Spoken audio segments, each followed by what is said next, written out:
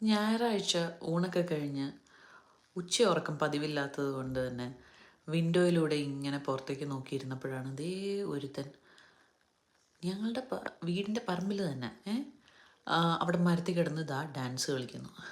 കൗതുകം കാരണം ഞാൻ വീണ്ടും നോക്കി. പുള്ളി ചില്ലറക്കാരനല്ല. കാരണം എന്താ? പുള്ളി ഒരു തത്തയാണെന്ന് എനിക്ക് മനസ്സിലായി. പക്ഷെ മേത്തൊക്കെ നിറയെ കളറുണ്ട്. ഞാൻ സാധാരണ കണ്ടിട്ടുള്ള നമ്മുടെ പച്ചപ്പനന്തത്തെയല്ല.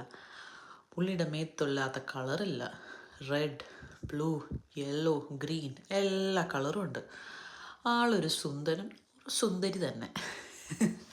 അങ്ങനെ ഞാൻ വിചാരിച്ചു ഇവൻ എന്ത് പാരറ്റാ, എന്തോ തത്തയാന്ന് മനസ്സിലായി. അപ്പോൾ എന്ത് തത്തയാന്ന് അറിയാനായിട്ട് ഞാൻ ഗൂഗിൾ ചെയ്ത് നോക്കി.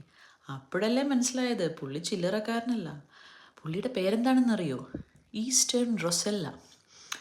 ഇത് ഓസ്ട്രേലിയയിലുള്ള നേറ്റീവ് ബേർഡാ എന്ന് പറഞ്ഞാൽ അവിടെ സാധാരണയായി കാണുന്ന ഒരു പാരറ്റാണ്.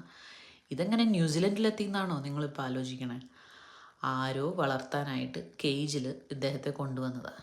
പുള്ളി അതിൻ്റെ ഉള്ളിൽ കിടന്ന് ഇതുപോലെ ഡാൻസ് കളിച്ചിട്ടാണെന്ന് തോന്നുന്നു. എങ്ങനെയോ രക്ഷപ്പെട്ടു കൂട്ടിന്ന്. അങ്ങനെ രക്ഷപ്പെട്ടു. പിന്നെ പെറ്റുവരിക ഇപ്പം പുള്ളിയെ ഇങ്ങനെ കാണുന്നുണ്ട് ഇടയ്ക്കിടയ്ക്ക്.